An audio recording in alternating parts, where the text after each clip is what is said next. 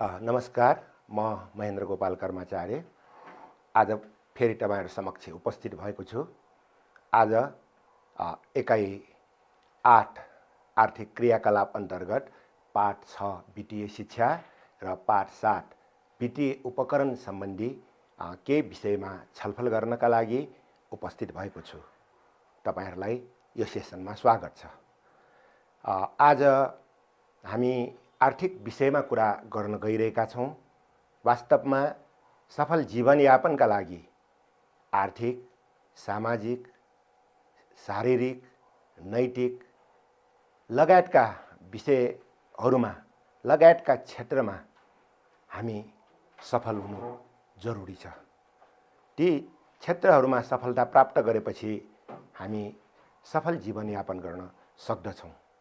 कतिपय व्यक्तिहरू, कतिपय मानिसहरू आर्थिक व्यवस्थापनमा कमी कमजोरीका कारणले गर्दाखेरि दुःख पाएका उदाहरणहरू धेरै छन्। विशेष गरेर श्रमिक वर्गका व्यक्तिहरू आफूले दिनभरि कमाएको आम्दानीलाई त्यही दिन खर्च गर्ने प्रवृत्तिले मितव्ययिता नअपनाउँदा अथवा अनावश्यक कार्यमा खर्च गर्दा बचतको अभावमा जीवनको कुनै पनि समयमा समस्या भोग्न बाध्य हुन पुगेका घटनाहरू हामीले देखेका छौं। यो आर्थिक मामिलामा होशियार नभएका प्रत्येक मानिसले भोग्ने समस्याको रूपमा हामीले यसलाई लिनुपर्दछ। त्यसैले 2074 सालको यो पाठ्यपुस्तक परिमार्जनको क्रममा यो वित्तीय शिक्षासँग सम्बन्धित पाठहरूलाई पनि समावेश गरिएको छ। यस अन्तर्गत आज म पाठ 6 को वित्तीय शिक्षा र पाठ 7 को वित्तीय उपकरणलाई एकै ठाउँमा जोडेर तपाईहरु समक्ष केही कुराहरू म जानकारी गराउने जमर्को गर्दैछु।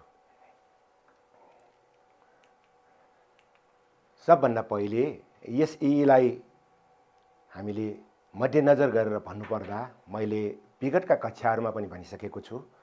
यो प्रश्न नम्बर 6 मा आउने अति संक्षिप्त प्रश्न एउटा, प्रश्न नम्बर 16 मा आउने संक्षिप्त प्रश्न अर्थात् 4 अंकको लागि आउने प्रश्न एउटा र अर्को लामो उत्तर लेख्नुपर्ने विवेचनात्मक उत्तर लेख्नुपर्ने प्रश्न नम्बर 21 जसमा हामी 7 अंक प्राप्त गर्न सक्छौं।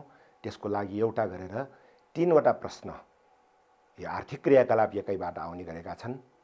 यो कुरा बहिनी भाइहरूलाई जानकारी नै छ। अब हामी यस एकाइबाट सोधिएका प्रश्नहरूको सन्दर्भमा हामीले केही प्रश्नहरू यहाँ मैले डिस्प्ले गरेको छु। सबभन्दा पहिले वित्तीय साक्षरतालाई प्रभावकारी बनाउन के गर्नु पर्ला, कुनै एक उपाय प्रस्तुत गर्नुहोस् भन्ने प्रश्न आएको छ। यो सुदूरपश्चिमाञ्चल प्रदेशको 2075 यो 1 अंकको लागि हो। तपाई औपचारिक वित्तीय संस्थामा बचत गर्न वा ऋण लिन उपयुक्त ठान्नुहुन्छ, किन विश्लेषण गर्नुहोस् भन्ने अर्को प्रश्न आएको छ। यो 2074 साल यो प्रदेश नम्बर 2 र 3 मा आएको हो र यो प्रश्न 7 अंकको लागि अर्थात् 21 नम्बरको क्वेशनमा आएको हो। त्यस्तै गरेर हुन्डीबाट रकम पठाइरहने विदेशमा रहेका आफ्ना अभिभावकलाई रकम पठाउने उपयुक्त तरिका उल्लेख गरी सुझाव दिनुहोस् भन्ने प्रश्न आएको छ। यो 2075 को प्रश्नपत्र हो, प्रदेश नम्बर 2 को यो 4 अंकको लागि हो। त्यस्तै गरेर नेपालमा विद्युतीय बैंकिङको आवश्यकता र यसको वर्तमान अवस्था विश्लेषण गर्नुहोस् भन्ने प्रश्न पनि 75 सालमै सोधिएको छ र यो कर्णाली प्रदेशकोमा यो 7 अंकको लागि हो। त्यस्तै गरेर वित्तीय साक्षरतालाई कसरी प्रभावकारी बनाउनु पर्ला, कुनै एक उपाय लेख्नुहोस् भन्ने प्रश्न यो 75 कै सुदूरपश्चिमाञ्चल विकास प्रदेशको 1 अंकको लागि। विप्रेषण रकमको सही सदुपयोग गर्ने कुनै एक उपाय लेख्नुहोस् भन्ने आछ 2075 यो प्रदेश नम्बर 1 को लागि 1 अंकको लागि। तपाई औपचारिक वित्तीय संस्थामा बचत गर्न वा ऋण लिन उपयुक्त ठान्नुहुन्छ, किन विश्लेषण गर्नुहोस्। यो चाहिँ माथि पनि मैले दिइसकेको छु, यो दोहोरिए छ। यी प्रश्नहरू सोधिएका छन्। यो 2074 मात्र सम्मिलित पाठ भएको हुनाले प्रश्नपत्रको सङ्ख्या अलिक कम थोरै छन् र नयाँ पाठ भएको हुनाले सोधिने सम्भावना प्रबल छन्। यो कुरालाई पनि तपाईहरुले ध्यान राख्नु हुनको लागि म आग्रह गर्न चाहन्छु। अब हामी जाउँ पाठभित्र। वित्तीय शिक्षा भनेको के हो? यो सन्दर्भमा हामीले कुरा गर्नुपर्दा वित्त भनेको धनमाल वा जायज जेठा हो। हामीसँग भएका धनमाल र जायज जेठाहरूलाई हामी वित्त भन्छौँ र आर्थिक पक्षसँग सम्बन्धित कारोबारलाई हामी वित्तीय कारोबार भन्छौँ। प्रत्येक व्यक्तिसँग भएको आर्थिक स्रोत साधनको प्रभावकारी परिचालन र मितव्ययी उपयोग गर्दै वित्तको उचित व्यवस्थापन गर्ने ज्ञान वित्तीय शिक्षा हो। वित्तीय शिक्षा भनेको के हो भने प्रश्नको उत्तरमा हामीले प्रत्येक व्यक्तिसँग भएको आर्थिक स्रोत साधनको प्रभावकारी परिचालन र मितव्ययी उपयोग गर्दै वित्तको उचित व्यवस्थापन गर्ने ज्ञान सिप पनि जोडौँ यसलाई। यसमा ज्ञान सिप वित्तीय शिक्षा हो भन्ने कुरा हामीले बुझ्नु जरुरी छ। त्यस्तै गरेर वित्तीय शिक्षाले पैसाको महत्त्व बुझ्न, त्यसको सही सदुपयोगबाट आर्थिक र सामाजिक सुरक्षा प्रदान गर्न तथा घरायसी आय व्ययलाई व्यवस्थित परिचालन गर्न सहयोग गर्छ भन्ने कुरालाई हामीले बुझ्नुपर्छ। वित्तीय शिक्षा किन आवश्यक छ भन्ने प्रश्न यदि आउने हो भने त्यसको उत्तरमा हामीले यसलाई चाहिँ लेख्नु उपयुक्त हुन्छ।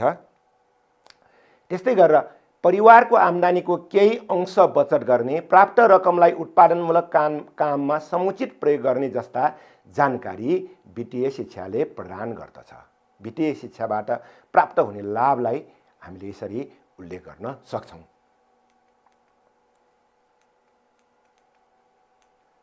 अब वित्तीय प्रणाली भनेको के हो भन्ने सन्दर्भमा मैले यो पाठ्यपुस्तकबाटै लिएको हुँ। यसमा आर्थिक कारोबार सम्बन्धी काम गर्ने संस्थाहरू वित्तीय प्रणालीका अङ्गहरू हुन्।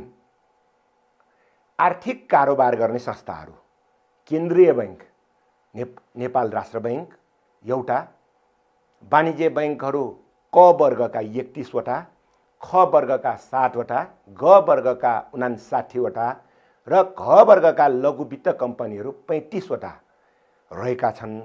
यसो भनेको स्वीकृति प्राप्त गरेर वित्तीय कारोबार गर्ने संस्थाहरूको सङ्ख्या 2074 सम्ममा यति सङ्ख्या रहेको देखिन्छ।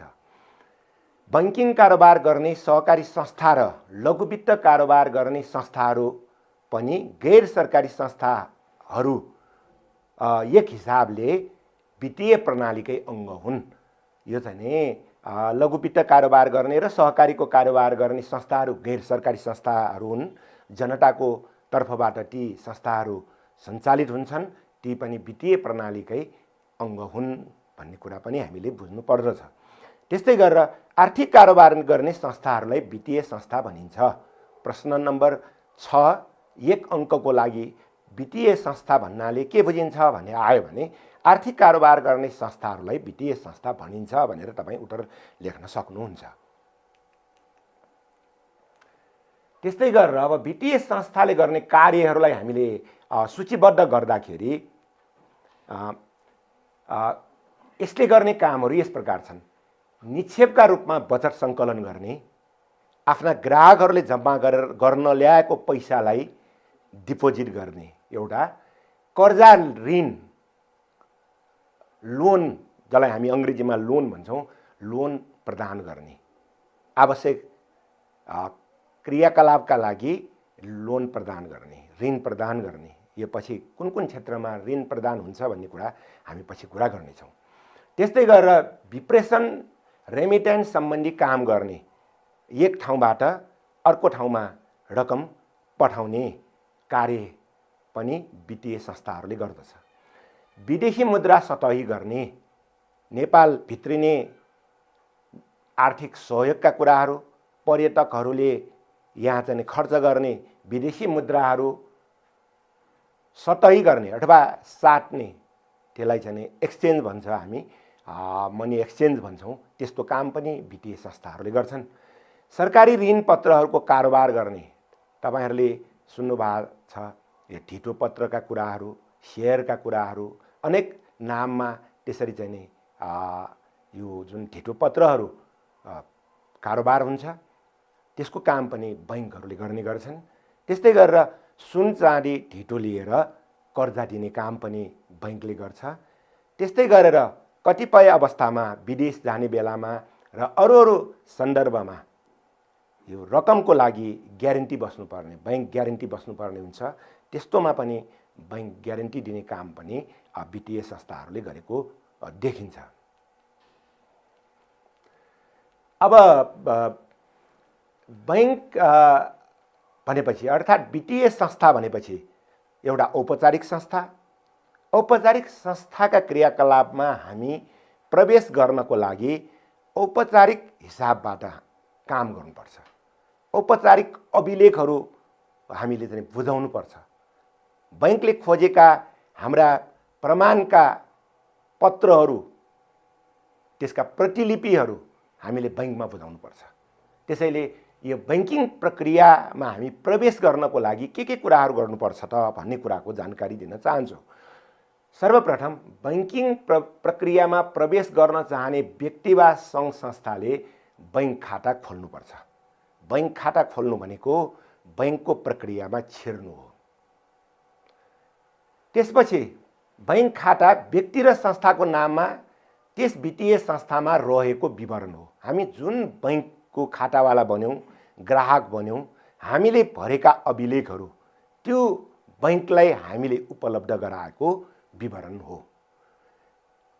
यसको लागि के गर्नुपर्छ त भन्दा बैंकबाट खातावालाले भौचर भनेको रकम जम्मा गर्ने कागज, चेक, बैंकबाट रकम झिक्न प्रयोग गरिने कागज, बैंक स्टेटमेन्ट, कारोबारको विवरण हामी प्राप्त गर्न सक्छौँ। हामी त्यहाँको खातावाला भइसकेपछि हामी यी कुराहरू हामी प्राप्त गर्न सक्छौँ। अहिलेको जमाना इन्टरनेटको जमाना, इन्टरनेटको कारणले गर्दाखेरि संसारलाई अझै साँघुरो बनाएको छ। बैंकका क्रियाकलापहरू पनि इन्टरनेटबाट सेवा दिने काममा प्रवेश गरेका छन् र यसलाई हामी ई बैंकिङ भनेर हामी भन्छौँ। यस अन्तर्गत हामीले ATM card, SMS banking, online banking जस्ता सुविधा समेत प्राप्त गर्न सक्छौँ। यसले गर्दा हामी थोरै समयमा बैंकिङ सेवा र सुविधा हामी प्राप्त गर्न सफल भएका छौँ, सक्षम भएका छौँ, जसले गर्दाखेरि हाम्रो समयको बचत हुन गएको छ।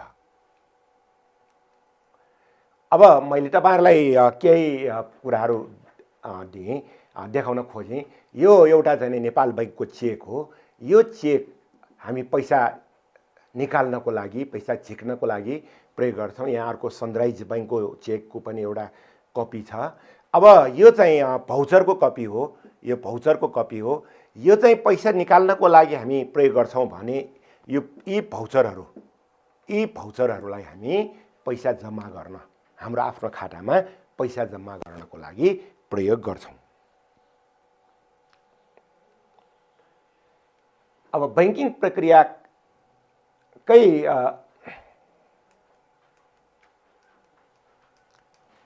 काम गरेन।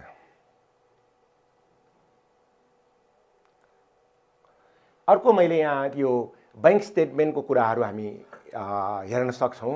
बैंक स्टेटमेन्ट भनेको हाम्रो कति रकम त्यहाँ जम्मा भएको छ, कति रकम हामीले झिकेका रहेछौँ कुन कुन मितिमा, र त्यस बापत ब्याज कति प्राप्त भएको छ, अहिलेको मौजुदा बैंकको हाम्रो चाहिँ मौजदात के हो भन्ने कुरा देखाउनको लागि प्रयोग गरिनेलाई हामी बैंक स्टेटमेन्ट भन्छौँ। यो बैंक स्टेटमेन्टको एउटा चाहिँ नमुना हो। यो चाहिँ हामी बैंकबाट प्राप्त गर्न सक्छौँ भने यो हामीले एटीएम कार्ड प्रयोग गरेर रकम निकाल्दाखेरि, रकम झिक्दाखेरि हामी एटीएम मेसिनबाटै यस्तो यो प्रिन्ट भएर तत्काल चाहिँ निस्किने एउटा बैंक स्टेटमेन्ट हो। यो चाहिँ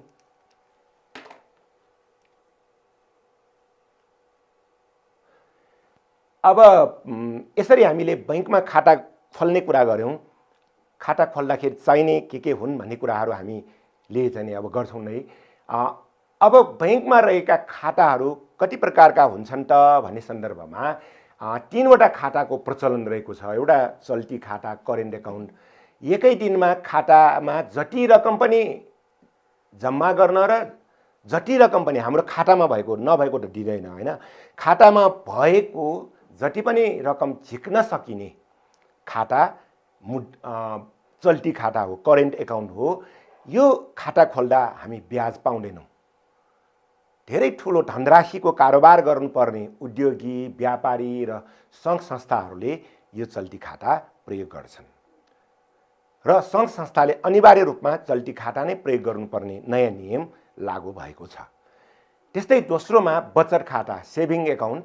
जति पनि रकम जम्मा गर्न सकिने तर निश्चित सीमाभित्र रहेर मात्र रकम झिक्न पाइने खाता बचत खाता हो। व्यक्तिगत प्रयोगको लागि रकम जम्मा गर्नेहरूले व्यक्तिगत रूपमा बचत खाता प्रयोग गर्छन्। यसमा हामीसँग भएको रकम हामी बैंकमा जम्मा गर्न पाउने भयौँ। 10 लाख भन्दा बढी हामीले जम्मा गर्नु पर्यो भने त्यो पैसा कहाँबाट आएको हो भनेर हामीले स्रोत खोल्नु पर्दछ यो बचत खातामा रकम जम्मा गर्न। तर बचत खाताबाट हामीले रकम झिक्ने बेलामा निर्धारित रकम मात्र हामी लिन सक्छौँ। दिनको 1 लाख, 5 लाख कति कति हो, त्यो बैंकको व्यवस्था अनुसार हामी पैसा झिक्न सक्छौँ र यो बचत खातामा निर्धारित ब्याज आउँछ, हामी ब्याज पत्र प्राप्त गर्न सक्छौँ। तेस्रो हो मुद्दती खाता, फिक्स डिपोजिट एकाउन्ट।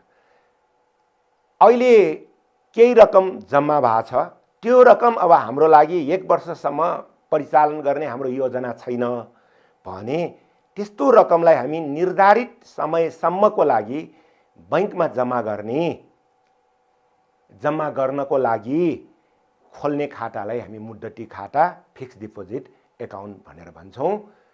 यो चाहिँ 3 महिना, 1 वर्ष, 2 वर्ष, 5 वर्ष निश्चित अवधिको लागि हामी बैंकमा खाता खोल्छौँ र यसो भनेको मतलब यो पैसा म अब 1 वर्षसम्म लिन आउँदिन भनेर हामीले जम्मा गर्ने हो। यो यस्तो खातामा अवधि समाप्त भएपछि मात्र हामी पैसा झिक्न सक्छौँ। बीचमा केही आवश्यक भयो भने निश्चित प्रक्रिया पुरा गरेर ब्याज दाबी नगर्ने गरी हामीले निकाल्न पाइने, झिक्न पाइने प्रावधानहरू पनि छन्। तर सामान्यतः निश्चित अवधिको लागि हामीले खोल्ने खाता मुद्दती खाता हो। यो खातामा रकम जम्मा गर्दा बचत खाताको तुलनामा केही बढी ब्याज प्राप्त हुने गरेको छ।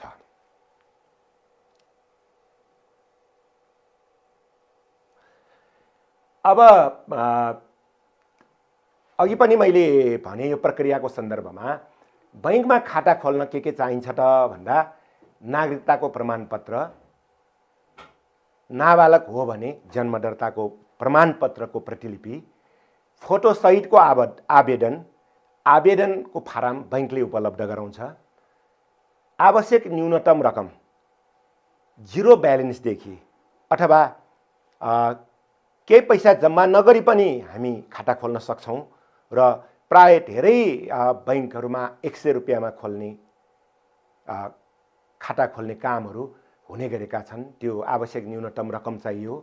अब दस्तखत नमुना फारम हामीले पछि बैंकबाट पैसा झिक्नको लागि कस्तो सिग्नेचर दस्तखत प्रयोग गर्ने हो त्यो स्पेसमेन कार्ड पनि भनिन्छ त्यसलाई, त्यो चाहिँ नि दस्तखत नमुना फारम पनि हामीले भर्नुपर्छ।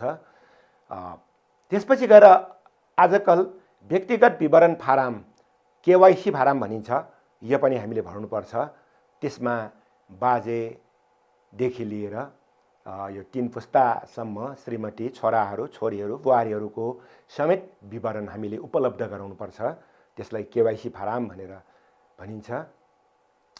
त्यस्तै गरेर mobile, SMS, internet banking, ATM सेवा लिने भए सोको लागि समेत फारम भर्नुपर्छ र बैंकले विवरण दर्ता गरेपछि खाता सञ्चालन हुन्छ।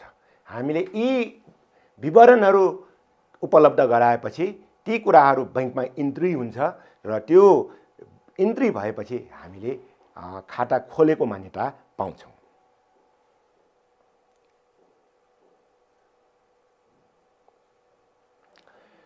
अब मैले अघि पनि उल्लेख गरेँ, यो विद्युतीय बैंकिङ ई बैंकिङको सन्दर्भमा कुरा गर्नु पर्दाखेरि ई बैंकिङ भनेको के हो त भन्दा विद्युतीय मेसिनको सहायताले प्रदान गर्न सक्ने विभिन्न किसिमका बैंकिङ सेवालाई विद्युतीय बैंकिङ ई बैंकिङ भनिन्छ भन्ने कुरा हो। अब यसमा चाहिँ यो एटीएम अटोमेटेड टेलर मेसिन भन्छौँ। यो सहर बजारमा बस्ने भाइ बहिनीहरूको लागि यो अपरिचित मेसिन चाहिँ होइन, जसमा हामी आफूलाई प्रदान गरिराखेको एटीएम कार्डलाई हामी मेसिनमा प्रवेश गराएपछि त्यहाँ निश्चित कोड नम्बर माग गरिन्छ। त्यो कोड नम्बर हामीले चाहिँ इन्ट्री गरेपछि कति पैसा निकाल्ने भन्ने कुरा स्क्रिनमा डिस्प्ले हुन्छ। त्यो डिस्प्ले भए अनुसार हामीले रकममा थिचेपछि स्विच अन गरेपछि त्यो पैसा एटीएम मेसिनले हामीलाई एकैछिनमा उपलब्ध गराउँछ। यो ATM machine automated teller machine एटीएमको कुरा भयो। त्यस्तै क्रेडिट कार्ड भन्ने हुन्छ। एटीएमलाई डेबिट कार्ड पनि भनिन्छ। डेबिट कार्ड भनेको के हो त भन्दाखेरि हाम्रो खातामा जति रकम जम्मा भएको छ त्यो आधारमा मात्र दिने रकम उपलब्ध गराउने यो एटीएम भयो, त्यसलाई डेबिट कार्ड पनि भनियो। अर्को त्यस्तै खालको क्रेडिट कार्ड पनि हुन्छ। यो क्रेडिट कार्ड भनेको बैंकले विश्वसनीयताको आधारमा आफ्नो ग्राहकलाई दिइराख्ने अथवा चाहिँ बैंक खातामा रकम जम्मा नभए पनि अथवा जम्मा गरेको पैसा नपुगे पनि निश्चित अवधिको लागि निकाल्न मिल्ने गरी दिएको सुविधा भनेको क्रेडिट कार्ड हो, जुन हामी ठुल्ठुला सपिङ मलहरूमा र ठुला पसलहरूमा जाने बेलामा यो क्रेडिट कार्डबाट पेमेन्ट गर्न सक्छौँ। यो क्रेडिट कार्डको कुरा भयो। अब एसएमएस बैंकिङ सेवा भन्ने कुरा पनि छ। हामीले रकम जम्मा गर्ने बित्तिकै हामीले त्यहाँ दर्ता गरेको मोबाइलमा तपाईको यति रकम जम्मा भयो, त्यस्तै रकम कसैले झिकेपछि यति रकम तपाईको झिकिएको छ भनेर जानकारी दिने सेवाहरू लगायत हामी आफ्नो मोबाइलमा निश्चित एप्स डाउनलोड गरेपछि त्यसको मिनी स्टेटमेन्ट हामी मोबाइलबाटै प्राप्त गर्न सक्छौँ। यो सुविधा पनि छ। र अहिले आएर यो आइपीएस भन्छ, इन्टरब्याङ्क पेमेन्ट सिस्टम भन्ने एउटा पनि थपिन आइपुगेको छ। एउटा एडभान्स सुविधा हो यो। हामीले यो आइपीएसको नेटवर्कमा जोडिएका बैंकहरूबाट कुनै पनि बैंकबाट हामीले पैसा झिक्न पाउने, पैसा जम्मा गर्न पाउने, चेक साट्न पाइने जस्ता सुविधाहरू आइपीएस सिस्टमले हामीलाई दिएको छ।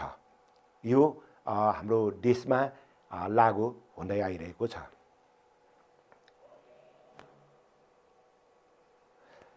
अब यहाँ केही दृश्य म देखाउन चाहन्छु। यो चाहिँ यो मेगा बैंकको यो क्रेडिट कार्ड हो हैन। अब यो सानिमा बैंकको डेबिट कार्ड भयो। यो एटीएम कार्डहरू हुन् यिनीहरू। र एटीएम मेसिन भनेको यस्तो हुन्छ र यसमा चाहिँ हामी यहाँ चाहिँ कार्ड इन्ट्री गर्छौँ। कार्ड इन्ट्री गरेपछि यो मोनिटर हो, यहाँ चाहिँ डिस्प्ले भइरहेको हुन्छ र हामीले यहाँ चाहिँ कोड नम्बरहरू थिच्छौँ र कोड नम्बर थिचेर इन्ट्री गर्छौँ। कोड नम्बर थिचेर इन्ट्री गर्छौँ। कति पैसा निकाल्ने भन्छन्, त्यसमा चाहिँ इन्ट्री गर्छौँ हामी पैसा निकाल्ने। अनि यसरी यो तलको जुन ठाउँ छ त्यहाँबाट चाहिँ हामीले मागेको रकम उसले उपलब्ध गराउँछ। यो चाहिँ एटीएम मेसिनको चित्र हो। त्यस्तै गरेर अब एटीएम मेसिन भनेको यस्तो हुन्छ। यो अलि लामो हुन्छ, तपाईहरुले देख्न सक्नुहुन्छ। यो डिस्प्ले बोर्ड हो। यो डिस्प्ले बोर्ड भयो। हामी यहाँ कार्ड इन्ट्री गर्छौँ, रकम दिने ठाउँ यो भयो। कोड कार्ड चाहिँ यहाँ राख्ने हो। कोड नम्बर चाहिँ हामी यहाँ राख्छौँ र इन्टर गर्छौँ। कति पैसा निकाल्ने, फास्ट ग्यास के भनेर आउँछ र त्यसमा हामीले थिचेपछि आउने रकमलाई हामीले चाहिँ थिचेपछि यो ठाउँबाट रकम उपलब्ध गराउँछ। र नेपालमा एटीएमको सुरुवात चाहिँ 61 साल जेठ 22 गतेदेखि एभरेस्ट बैंकले सुरु भएको हो। यो पनि एउटा प्रासङ्गिक भएर तपाईहरुलाई मैले जानकारी गराएँ। अब यो एसएमएस बैंकिङको सन्दर्भमा हामी यसरी गर्न सक्छौँ।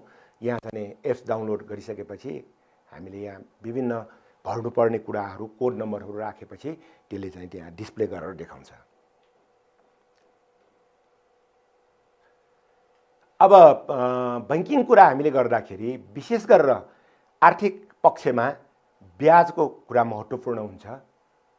ब्याजको लागि नै मान्छेले बैंकसम्म धाएर पैसा जम्मा गर्ने कामहरू गर्ने हो र यसमा यो ब्याजको कुरा मात्र जोडिएको छैन। बैंकिङ बचत र यसबाट हुने फाइदा, बैंकिङ प्रयोगबाट हुने फाइदामा ब्याजसँग मात्र जोडिएको छैन, यसका धेरै पक्ष छन्। यसमध्ये केही कुरा म यहाँ उल्लेख गर्न चाहन्छु।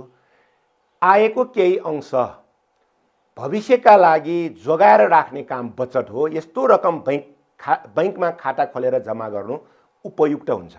पैसा जम्मा गर्ने तरिकाहरू विभिन्न किसिमका छन्। त्यसमध्ये बैंकमा जम्मा गर्नुपर्ने एउटा तरिकाहरूमध्ये एउटा हो। तर हामीले औपचारिक रूपमा सुरक्षित बचतको लागि बैंकमा पैसा जम्मा गर्नु उपयुक्त हुन्छ भन्ने कुरा वित्तीय शिक्षाको एउटा महत्त्वपूर्ण पाठ हो। वित्तीय संस्थामा जम्मा गर्दा ब्याज प्राप्त हुन्छ। बचत गरेको रकमले पुँजी निर्माण, सम्पत्ति खरिद, लगानी, दैनिक व्यवहारिक खर्च, सामाजिक व्यवहार सम्पादन, पुरानो कर्जा भुक्तानी आदि गर्न सहयोग पुग्दछ। हामीले जम्मा किन गर्ने त भन्दा एउटा सहज जीवनयापनको लागि गर्ने हो। सहज जीवनयापनको लागि आर्थिक पक्षको महत्त्वपूर्ण भूमिका हुन्छ। हामीलाई बचत गर्नुपर्ने कुराहरू, बचत गर्नुपर्ने आवश्यकताहरू र बचत चाहिँ हामीले नगरी नहुने अनिवार्य कारणहरूको सन्दर्भमा पहिलो त जीवनयापनकै कुरा भयो। जीवनयापनमा आयमूलक काम गर्न पुँजी निर्माण गर्नुपर्ने हुन्छ। आज जम्मा गरेको बचत भोलिको लागि हाम्रो लागि एउटा निश्चित पुँजी बन्न पुग्दछ, जसले हामी कुनै रोजगार सिर्जना गर्न सक्दछौँ, आफू पनि काम गर्न सक्दछौँ, अरूलाई पनि काम दिन सक्दछौँ। त्यस्तै गरेर हामीले विभिन्न भौतिक सुविधाहरू, घर जग्गादेखि लिएर विभिन्न भौतिक सुविधाहरू उपयोग गर्नको लागि पनि बचत आवश्यक छ। थोरै थोरै बचत भोलि गएर एउटा ठुलो धनराशि बन्न पुग्दछ। त्यस्तै गरेर विभिन्न यो पेसा व्यवसायमा लगानी गर्नको लागि, दैनिक व्यवहारिक खर्च गर्नको लागि, दाल चामल नुन तेलदेखि लिएर सबै गर्नको लागि, त्यसै सामाजिक व्यवहार, विवाह व्रतबन्ध जस्ता कार्यहरू गर्नको लागि र आफूले कसैलाई तिर्नुपर्ने छ भने, कसैलाई हामीले कर्जा बुझाउनु छ भने त्यसको लागि पनि थोरै थोरै पैसा बचत गरेर हामीले कर्जा तिर्न सक्ने सक्षम बन्नको लागि, कर्जा तिर्न सक्नको लागि हामीले बचत गर्नु पर्दछ।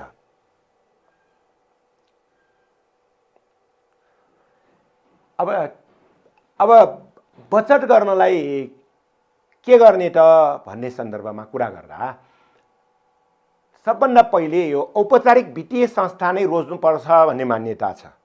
सुरक्षित बचतको लागि केन्द्रीय बैंकबाट स्वीकृत प्राप्त बैंक तथा वित्तीय संस्थाहरूमा खाता खोलेर हामी बचत गर्न सक्छौँ।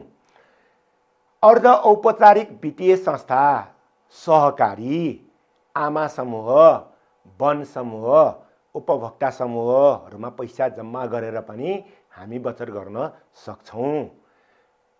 त्यस्तै गरेर बचतै गर्ने हो भने अनौपचारिक निकायमा बचत भन्छ। अनौपचारिक भनेको के त भन्दा कतैबाट स्वीकृति लिएर सञ्चालन गरेको होइन र विश्वासको भरमा आफ्नो स्थानीय साहुमहाजनहरूलाई पैसा प्रयोग गर्न दिएर, साथीभाइहरूलाई ऋण दिएर, घर किनेर गरगहना आदिमा लगानी गरेर पनि हामी अनौपचारिक रूप क्षेत्रमा पनि हामी बचत गर्न सक्छौँ।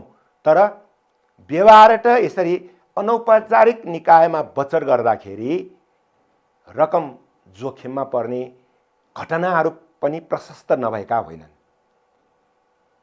विश्वासको भरमा गरिने कारणले गर्दाखेरि कहिलेकाहीँ विश्वासमाथि सङ्कट पर्दाखेरि एक दुई पैसा जम्मा गरेर बनाएको बचत डुबेका घटनाहरू पनि प्रशस्त छन्। त्यस भएको कारणले गर्दा वित्तीय शिक्षाले के कुरा गर्छ त भन्दाखेरि यसरी अनौपचारिक निकायमा बचत गर्नु उपयुक्त होइन भन्ने कुरा सिफारिस गर्छ। अब त्यस्तै गरेर थोरै हुँदाखेरि खुत्रुके बचत जस्तो सानो काठ फलाम माटोबाट बनेका खुत्रुकेहरू हामी किन्न पाउँछौँ र त्यस्ता खुत्रुकेमा पैसा जम्मा गर्दै जानु पनि बचतको एउटा तरिका हो। तर यसरी खुत्रुकेमा रकम जम्मा गरिसकेपछि हामीले त्यसलाई निश्चित रकम भइसकेपछि औपचारिक वित्तीय संस्थामा लगेर जम्मा गर्नु उपयुक्त हुन्छ भन्ने कुरा हामीले बुझ्नु जरुरी छ।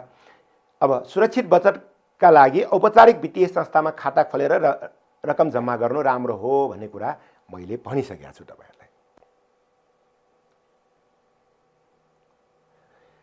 अब बचतबाट हुने फाइदाको सन्दर्भमा पुँजी निर्माण हुने, लगानी सिर्जना हुने, मैले अघि पनि भनिसकेको छु। उद्यमशीलताको विकास हुने, उद्यमशीलता भनेपछि पैसा भइसकेपछि त्यो पैसा कहाँ लगानी गर्ने भन्ने एउटा चिन्तन विकास हुन्छ र त्यसले गर्दाखेरि उद्यम गर्ने अथवा उद्योगहरू खोलेर व्यापार गरेर पैसा लगानी गर्ने कुराहरू आउन सक्छन्। आर्जन गरेको रकम सुरक्षित हुने, घरमा चोरी हुन सक्छ, अनेक असुरक्षाका कुराहरू हुन सक्छन् भने त्यस्ता रकमहरू वित्तीय संस्थाहरूमा जम्मा गर्दाखेरि त्यो चाहिँ सुरक्षित रहन्छ।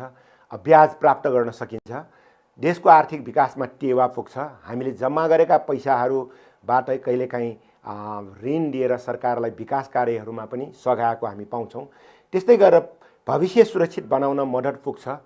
आज आय आर्जन गर्ने हैसियत हुँदा, आय आर्जन गर्ने उमेर हुँदाखेरि जम्मा गरेको पैसा भोलि आफ्नो उमेर ढल्किसकेपछि अथवा आय आर्जनमा लाग्ने अवस्था नभएपछि त्यसलाई उपयोग गरेर हामी आफ्नो जीवनलाई सुखमय बनाउन सक्छौँ। त्यस्तै गरेर आर्थिक अवस्था सुदृढ भएपछि सामाजिक हैसियतमा पनि वृद्धि हुन्छ। सम्पूर्ण सामाजिक हैसियत आर्थिक पक्षबाट दिनुहुन्न, यो कुरा महत्त्वपूर्ण छ। जसरी भ्रष्टाचार गरेर कमाएको छ, ठुलो घर बनाएको छ, महँगो चिल्लो गाडी चढाएको छ, त्यो गर्दैमा सामाजिक हैसियत वृद्धि हुने होइन। तर मेहनतको भरमा कसैले आफूलाई पुग्ने गरी स्वावलम्बन जीवन बिताउन सक्ने गरी पैसा जम्मा गरेका छ, कसैको अगाडि उसले हात फैलाउनु नपर्ने अवस्थामा ऊ छ भने उसको सामाजिक हैसियत पनि वृद्धि गर्छ। त्यसैले बचत आवश्यक छ भन्ने कुरा मैले आग्रह गरेँ। अब मैले एउटा च्याप्टरलाई टुङ्ग्याएँ र यो अर्को वित्तीय उपकरण भन्ने पाठ पनि वित्तीय शिक्षाकै एउटा अङ्ग भएको कारणले गर्दा मैले यसलाई पनि यहाँ जोड्न चाहेँ। यो वित्तीय उपकरण भन्ने पाठ संक्षिप्त रूपमा यहाँ चाहिँ प्रस्तुत गर्न चाहन्छु। म तपाईहरुलाई के अनुरोध गर्न चाहन्छु भन्दा यो भक्तपुर नगरपालिकाद्वारा सञ्चालित भर्चुअल क्लास तपाईहरुलाई सम्पूर्ण पाठको जानकारी दिनुभन्दा पनि तपाईहरुले आफ्नो कक्षामा अध्ययन गरिसक्नुभएका विषयहरूको पुनर्ताजगी गर्नको लागि सञ्चालन भएको हो। त्यसकारणले गर्दाखेरि हामीले म लगायत अरू विषय प्रस्तुत गर्ने शिक्षक साथीहरूका प्रस्तुतिकरणबाट तपाईहरुले क्लासमा सिक्नुभएका कुराहरू पुनर्ताजगी हुने हामीले विश्वास गरेका छौँ र तपाईहरु यो भर्चुअल क्लासबाट लाभ लिन सक्नुहोस् भन्ने कामना हामीले गर्दै आइरहेका छौँ। यही कुरा म अहिले पनि दोहोर्याउन चाहन्छु। यो वित्तीय उपकरण सम्बन्धी पाठ सुरु गर्नुभन्दा अगाडि तपाईहरुलाई म एउटा रमाइलो प्रसङ्ग सुनाउन चाहन्छु। त्यो रमाइलो प्रसङ्ग के हो भन्दाखेरि विद्यालयमा नतिजा प्रकाशन गरेको, त्यसो भनेको रिजल्ट गरेको दिनमा घरमा छोरो फर्केपछि बुवाले छोरोलाई सोधेछ, आज रिजल्ट के भयो त तिम्रो भनेर बाउले बुबा चाहिँले छोरोसँग सोधेछ र छोरोले रिजल्ट लिएर बाटोमा आउँदा नै जवाफ के दिने भनेर तयार गरेर आएको रहेछ। हटपट छोरोले भनेछ, बुबा आज रिजल्ट तपाईलाई बधाई छ। बुबा चाहिँले सोधेछ, रिजल्ट तिम्रो मलाई के को बधाई नि? बुबाले अस्ति भन्नुभएको थियो नि, तिमी पास भयो भने तिमीलाई म 10,000 रुपियाँ नगद पुरस्कार दिन्छु, त्यो पैसाबाट तिमी जे किन्न चाहन्छौ त्यो किन्न सक्छौ भनेर बुबाले पुरस्कार घोषणा गर्नुभएको थियो नि। हो, मैले गरेको थिएँ, त्यो पुरस्कार दिन म अहिले पनि तयार छु। छोरो चाहिँले हटपट भन्यो, बुबा तपाईले बधाई यस अर्थमा कि तपाईले त्यो 10,000 नगद पुरस्कार दिनु परेन। मैले रमाइलोको लागि तपाईलाई यो भने र आग्रह के गरेँ भन्दाखेरि कतै तपाई A+ अथवा माथिको GPA ल्याएर पास गर्नुभयो भने कलेज जानको लागि तपाईको बुबाले, आमाले, परिवारले तपाईलाई मोटरसाइकल किनिदिने अफर गर्नुभएको छ अथवा ल्यापटप किनेर दिने अफर गर्नुभएको छ भने तपाईहरुले पनि त्यो भक्करको केटोले जस्तै बुबा, आमा, परिवारलाई बधाई दिन नपरोस्, यो शुभकामना दिँदै म यो वित्तीय उपकरण भन्ने पाठलाई अगाडि बढाउन चाहन्छु।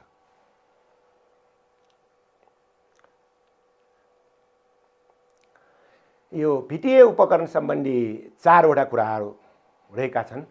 एउटा सफा नोट, अर्को कर्जा/ऋण लोनको कुरा हामीले गर्यौं, त्यस्तै गरेर विप्रेषणको कुरा गर्यौं र ढिटो पत्र। यो 4 वटा कुराहरू यो पाठ 7 मा उल्लेख भएका छन्। यस सम्बन्धी संक्षिप्त जानकारी दिने प्रयास गर्छु।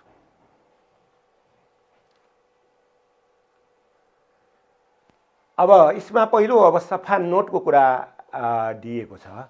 नोट निष्कासन गर्नको लागि विदेशी प्रेसहरूमा गएर ठुलो धनराशि खर्च गरेर छपाउनु पर्छ। ग्यारेन्टी भएका बैंकहरूमा जानुपर्ने कारणले गर्दा छपाईमा देशको लगानी अलि बढ्छ। त्यसकारणले गर्दाखेरि सफा नोटको अवधारणा विश्वव्यापी मान्यताको रूपमा ल्याएको छ।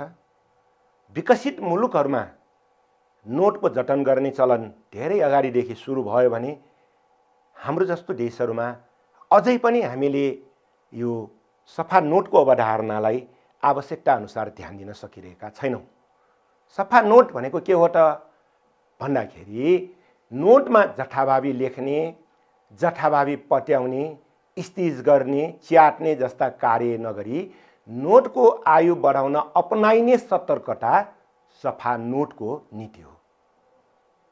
जे पाए त्यही लेख्ने, कच्याक कुचुक गरेर त्यसलाई चाहिँ लिने जस्ता कुराहरू, च्याट्ने जस्ता कुराहरू, स्टिच गर्ने जस्ता कुराहरू सफा नोट विपरीतका कुराहरू हुन्।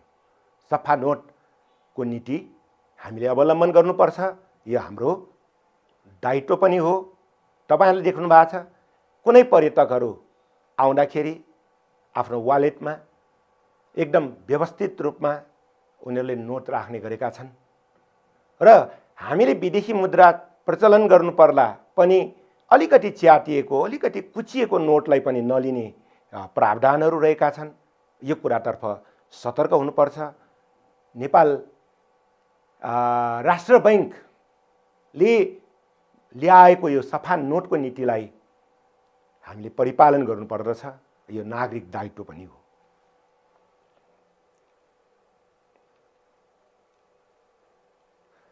त्यस्तै गरेर वित्तीय उपकरणकै सन्दर्भमा अर्को बुँडा छ।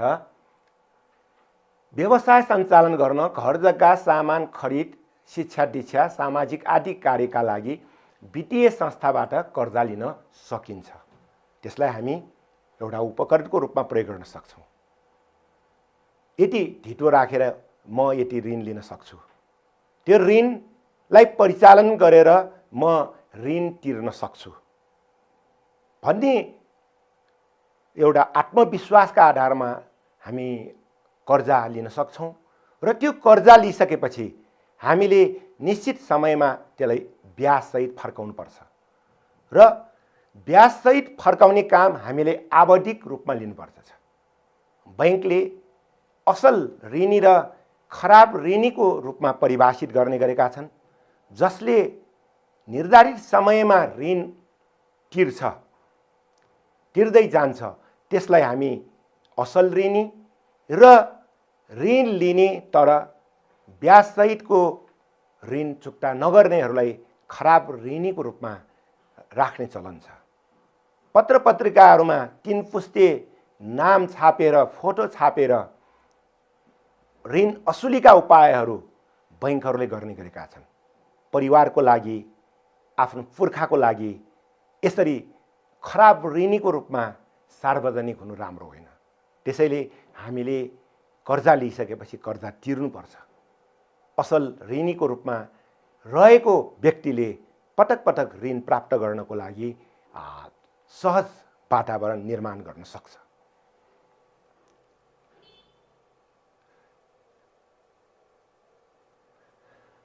अब तेस्रो छ यो विप्रेसन रेमिटेन्स। एक ठाउँबाट अर्को ठाउँमा पैसा पठाउने कार्य रेमिटेन्स हो। यस सम्बन्धमा हामीले गत कक्षाहरूमा पनि छलफल गरिसकेका छौँ। बैंक वित्तीय संस्था वा अनुमति प्राप्त मनी ट्रान्सफर एजेन्सीहरूबाट रकम स्थानान्तरण गर्न सकिन्छ। एउटा बैंकबाट अर्को बैंकमा, एउटा देशबाट अर्को देशमा पैसा पठाउने कामहरू यो विप्रेसन अन्तर्गतै पर्दछन्। विदेशमा कमाएको पैसा औपचारिक दर्ता नभएका व्यक्ति वा संस्थाबाट स्थानान्तरण गर्ने कार्यलाई हुन्डी भनिन्छ। यसलाई कानुनत गलत मानिन्छ। एक नम्बर आउने क्वेसनको रूपमा यो हुन्डी भनेको के हो भनेर सोधिएको पनि छ। त्यसैले विदेशबाट पठाउने बेलामा विभिन्न व्यक्ति मार्फत अनौपचारिक रूपमा अथवा चाहिँ कतै दर्ता नभएका व्यक्तिहरू संस्थाहरूबाट पठाउने चलन छ, त्यसलाई हुन्डी भनिन्छ। यो हुन्डी कानुनत गलत हो र यसरी पठाउने रकम चाहिँ जोखिममा पर्छ भन्ने बुझाइ अध्ययनबाट देखाएको छ। त्यस्तै गरेर कुल ग्राहस्थ उत्पादनको 23% योगदान विप्रेसनको रहेको छ। यो 73 सालको डाटा हो, अहिले बढ्या छ। विदेशबाट पठाएको विप्रेसनको ठुलो धनराशि अनुत्पादक कार्यमा खर्च भइरहेको छ। विप्रेसनबाट पठाएका पैसाहरू अनुत्पादक कार्यहरू, जुन पैसा लगानी गरेर त्यसको प्रतिफल प्राप्त हुँदैन, मजमजाका विलासिताका वस्तुहरूमा प्रयोग भइरहेका छन्। यो एउटा सोचनीय विषय भएको छ।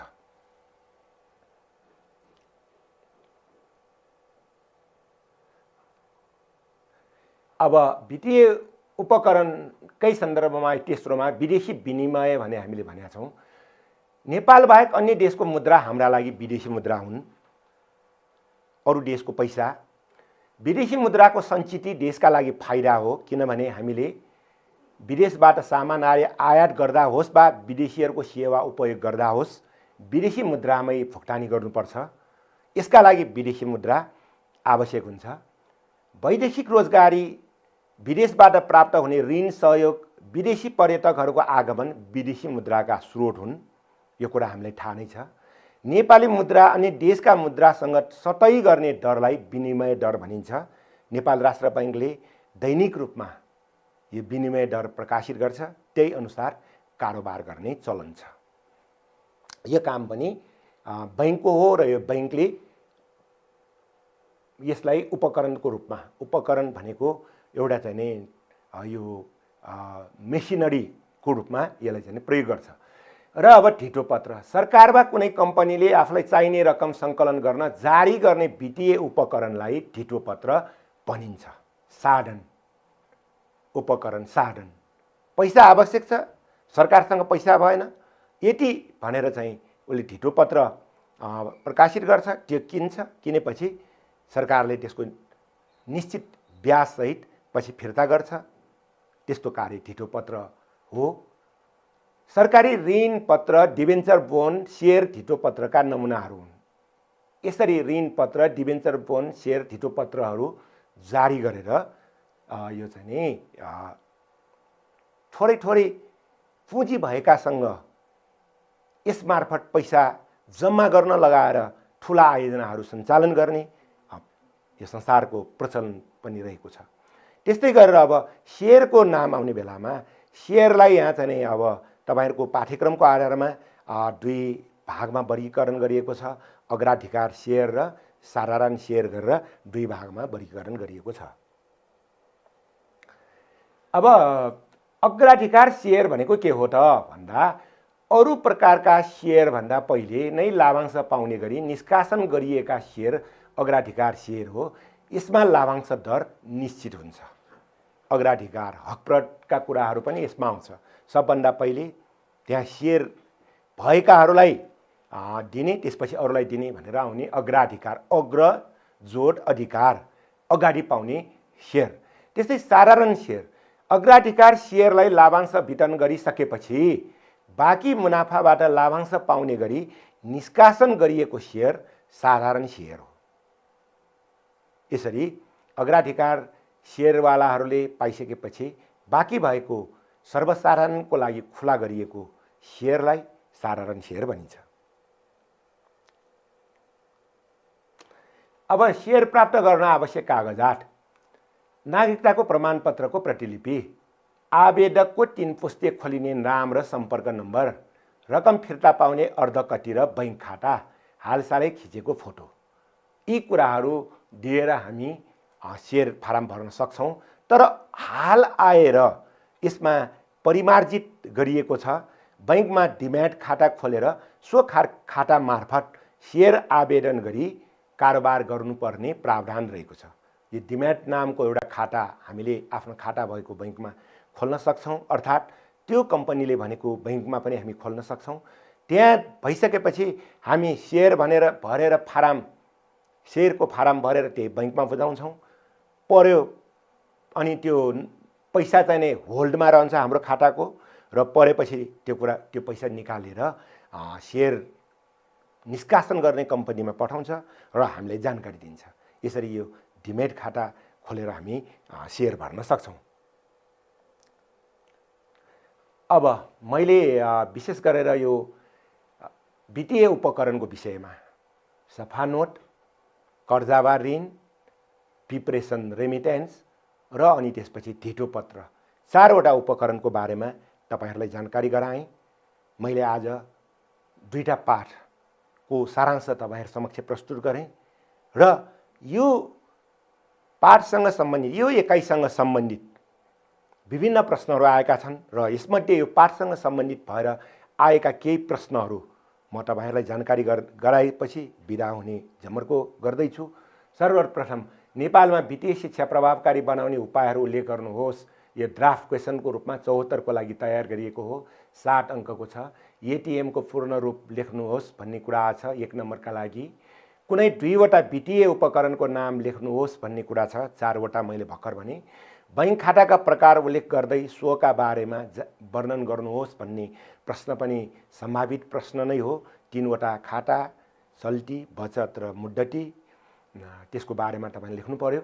ई बैंकिङका बारेमा उल्लेख गर्दै यसबाट बैंकिङ क्षेत्रमा कस्तो प्रभाव पारेको छ उल्लेख गर्नुहोस्। ई बैंकिङका कुराहरू एटीएम देखि लिएर हामीले आईपीएस सम्मका कुराहरू गर्यौं र त्यसमा चाहिँ त्यसबाट हामीलाई काममा सजिलो बनाएका कुराहरू मैले तपाईहरुलाई गरिसकेका छु। बचतबाट हुने लाभहरू उल्लेख गर्दै सफल जीवनयापनका लागि बचतको आवश्यकता लेख्नुहोस्। यो पुरै पाठको सारांश हामीले गर्ने हो भने यहीतिर हामी केन्द्रित हुन पुग्छौं। वित्तीय शिक्षाले देशको आर्थिक विकासमा के कस्तो भूमिका खेल्न सक्दछ आफ्नो धारणा चाडबुडामा लेख्नुहोस् भन्ने कुरा पनि छ। यस सम्बन्धी कुराहरू पनि तपाईहरु यो मेरो प्रस्तुतिकरणमा, यो मेरो प्रेजेन्टेसनमा तपाईहरु पाउन सक्नुहुन्छ।